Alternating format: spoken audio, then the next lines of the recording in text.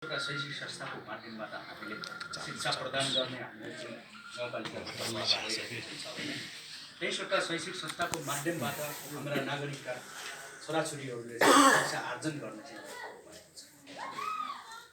आज देशको चाहिँ परिवर्तन, समृद्धि र विकासको महत्त्वपूर्ण पक्ष बनेपछि शिक्षा बिना हामीले परिवर्तनको कल्पना गर्न सकिँदैन।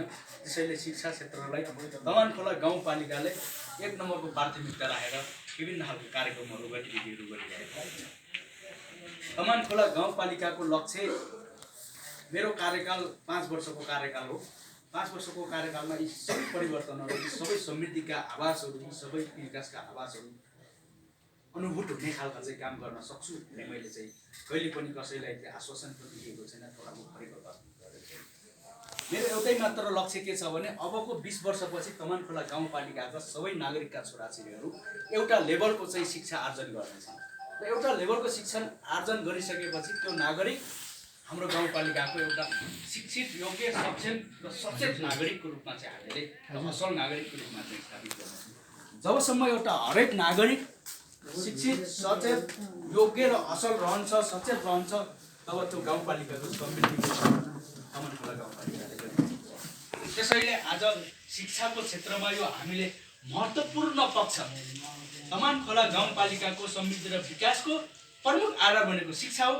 शिक्षा पनि हाम्रो परम्परा, भाषा, संस्कार, संस्कृति र हामीसँग भएको सिप, ज्ञान र अनुभवलाई शिक्षाको रूपमा आर्जन गर्न प्रमुख बाटोको रूपमा चाहिँ हामीले आधार बनाउन खोजिरहेका छौँ।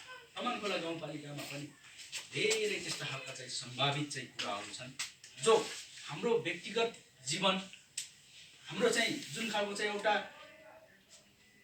बच्चा जन्मिसकेपछि उसको शारीरिक र मानसिक रूपमा वृद्धि विकास हुनेदेखि लिएर जो हामी पनि एउटा व्यक्तिगत रूपमा चाहिँ मेरो चाहिँ जीवनयापन गर्नको लागि मलाई विभिन्न खालका चाहिँ आहाराहरू चाहिन्छ।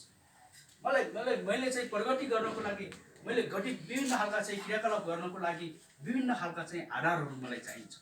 यी सबै कुराहरू हामीले प्राप्त गर्ने ठलो आधार भनेको यो हाम्रो समुदाय, यो हाम्रो प्राकृतिक सम्पदा, यो हाम्रो समुदाय, यो हाम्रो भाषा, संस्कार, यी सबै विषयहरूसँग जोडिएको मेरो जीवन पद्धतिसँग जोडिएका कुरा छ।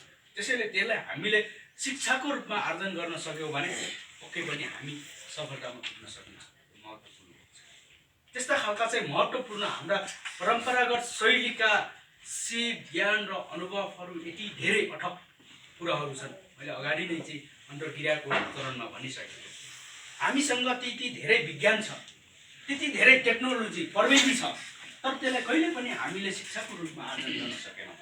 जस्तै अघि नै भनिसके, एउटा झुलुङ्गे पुल निर्माण गर्नको लागि हिजो हामीले यहीँ चाहिँ हामीले उत्पादन भएका चाहिँ सामानहरू चाहिँ प्रयोग गरेर, यहीँ हामीले चाहिँ सिप प्रयोग गरेर एउटा चाहिँ वारीबाट पारी एउटा नदी टर्नको लागि हामीले प्रयोग गर्ने झुलुङ्गे पुल निर्माणको लागि त्यति धेरै त्यहाँ विज्ञान छ, त्यति धेरै त्यहाँ प्रविधि छ, तर त्यसलाई हामीले कहिले पनि शिक्षाको रूपमा आर्जन गर्दैनौँ। त्यसैले आज हामी पछि परेका छौँ। नरेन्द्रजीले भनिसक्नुभयो, आज तमानखोला गाउँपालिकामा हामीले एउटा पुल निर्माणाधीन छ, झोलुङ्गे पुल। 2-4वटा चाहिँ पुल हाम्रो चाहिँ रिसेन्टली तत्कालै हामीले चाहिँ निर्माण गर्ने चाहिँ हाम्रो प्रक्रियामा छ। तर त्यो झोलुङ्गे पुल निर्माण गर्नको लागि चाहिने सामान, लट्ठादेखि लिएर स्टिल डेकदेखि लिएर नटबलदेखि लिएर हामीसँग एभाइलेबल छ। हामीले कसैबाट किन्नुपर्ने अवस्था छ। हिजो हामी पुल बनाउने मान्छे, आज ती पुल बनाउने सामग्री कुनै देशबाट हामी खरिद गर्नुपर्ने अवस्था चाहिँ छ।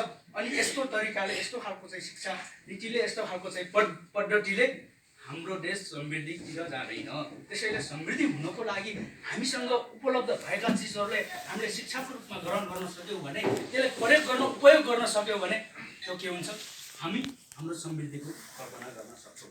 त्यस्तै जस्तो म एउटा चाहिँ मेरो व्यक्तिगत जीवन, मेरो चाहिँ मानसिक रूपमा, शारीरिक रूपमा मेरो स्वास्थ्य चाहिँ को हिसाबले म बस्नको लागि मलाई विभिन्न खालका चाहिँ आहारहरू चाहिन्छ। WHO विश्व स्वास्थ्य सङ्गठनको चाहिँ मापदण्ड अनुसार कम्तीमा पनि हामीलाई चाहिँ हप्तामा चाहिँ 200 ग्राम मासु चाहिन्छ, फलफुलहरू चाहिन्छ, अन्नहरू चाहिँ हामीले खानुपर्छ। हामीले त हिजोका दिनमा यी आज चाहिँ तपाईँहरूले देख्नु भएको छ स्याउ केरा तपाईँको अगाडि छ। आज तपाईँहरूको अगाडि चाहिँ ब्रोइलर कुखुरा छ, हामीसँग ब्रोइलर कुखुराको मासु प्राप्त गरिन्छ। हिजोका दिनमा हिजोका चाहिँ हाम्रा पुर्खाहरूले ती सबै आफ्नो चाहिँ दैनिक स्वास्थ्यको लागि आहार कहाँबाट आयात गर्थे, कहाँबाट खान्थे? यही हाम्रो चाहिँ जङ्गलसँग हेर्नुहोस्, जडीबुटीसँग जोडिएका कुराहरू छन्। फलफुलको रूपमा हेर्नुहोस्, हिजो हाम्रो चाहिँ देनमर, घुइलो, मयल, गोफला हामीले चाहिँ यही लगायतका चाहिँ फलफुलहरू आज चाहिँ स्याउकेराको माध्यमबाट हिजो हामीले चाहिँ खाने गरेका थियौँ। मासुको रूपमा चाहिँ विभिन्न खालका चाहिँ चराचुरुङ्गी पशुपक्षीहरू विभिन्न हिसाबले चाहिँ शिकार गरेर हामीले चाहिँ 200 ग्राम स्वास्थ्यको लागि अनिवार्य चाहिँ होइन, स्वास्थ्य चाहिँ मानसिक रूपमा र चाहिँ हाम्रो शारीरिक रूपमा चाहिँ हाम्रो स्वास्थ्य वृद्धि विकास हुनको लागि त मासुको पनि आहार चाहिँ चाहिन्छ भनेर चराचुरुङ्गी वन्यजन्तुहरू शिकार गरेर खाने प्रवृत्ति चलन हामीसँग थियो। त्यसरी चाहिँ हामीले आफ्नो चाहिँ आहारहरू चाहिँ परिपूर्ति गर्थ्यौँ। ती कुराहरू अब अहिलेका दिनमा चाहिँ कानुनले कतिपय कुराहरू बन्देज गरिदिएको छ। हाम्रो जीवन यापन गर्ने पद्धतिलाई कतिपय कुराहरू कानुनले बन्देज गरिदिएको छ। अवस्था यस्तो छ। अब त्यस्ता खालका चाहिँ कुराहरूलाई पनि हामीले बिस्तारै हाम्रो पाठ्यक्रममा समावेश गर्दै गयौँ भने त्यसलाई बिस्तारै भयो भने हाम्रा चाहिँ भावी पुस्ताले शिक्षाको रूपमा ग्रहण गर्न सके भने पक्कै पनि हामीले यहीँ आज एउटा कुनै पनि प्रोजेक्ट निर्माण गर्नको लागि, कुनै पनि योजना सम्पन्न गर्नको लागि चाहिने आवश्यक सामग्रीहरू अन्य मुलुकबाट खरिद गरेर हाम्रो मुद्रा अन्य मुलुकमा पठाउनु पर्ने स्थितिलाई रोक्नको लागि त्यो हामीले हाम्रो स्थानीय वस्तुलाई स्थानीय चाहिँ विभिन्न खालका चाहिँ सम्भावित कुराहरूलाई चाहिँ हामीले चाहिँ शिक्षाको रूपमा ग्रहण गर्न सक्यौँ भने हाम्रो गाउँपालिका समृद्धि हामीले देखिरहेका छौँ। त्यसमा चाहिँ तपाईँहरू लाग्नको लागि गाउँपालिकाले, शिक्षा समितिले, गाउँ कार्यपालिकाले, गाउँ सभाले र आज चाहिँ पाठ्यक्रम निर्माण समिति पनि निर्माण भएर चाहिँ पाठ्यक्रम निर्माणको धेरै आधारहरू तयार गरेको छ।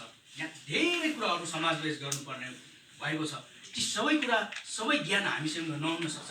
तपाईँहरूसँग पनि धेरै ज्ञानहरू, सिपहरू चाहिँ छ, अनुभवहरू छ। तपाईँहरूले कम्तीमा पनि हामीलाई सकेसम्म यो शैक्षिक सत्रमा हामीले स्थानीय पाठ्यक्रम लागू गर्ने हाम्रो प्रयत्न भइरहेको छ। यो छोटो समयमा तपाईँहरूले महत्त्वपूर्ण भनाइहरू, महत्त्वपूर्ण शब्दहरू, महत्त्वपूर्ण भाषाहरू, महत्त्वपूर्ण वस्तुहरू पाठ्यक्रममा समावेश गरिदिनको लागि आजैको मिटिङदेखि जुन यो अन्तर्क्रिया कार्यक्रममा तपाईँहरू सहभागी भइदिनु भएको छ।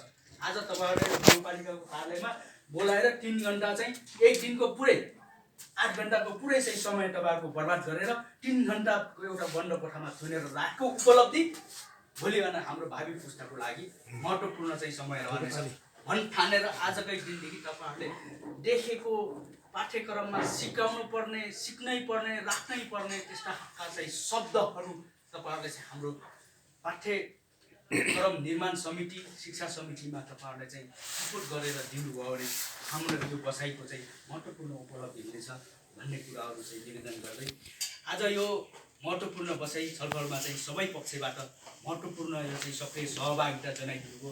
यहाँहरू सबैलाई चाहिँ गाउँपालिकाको तर्फदेखि धन्यवाद, विशेष धन्यवाद चाहिँ दिँदै आजको कार्यक्रम पनि यही समापन भएको घोषणा।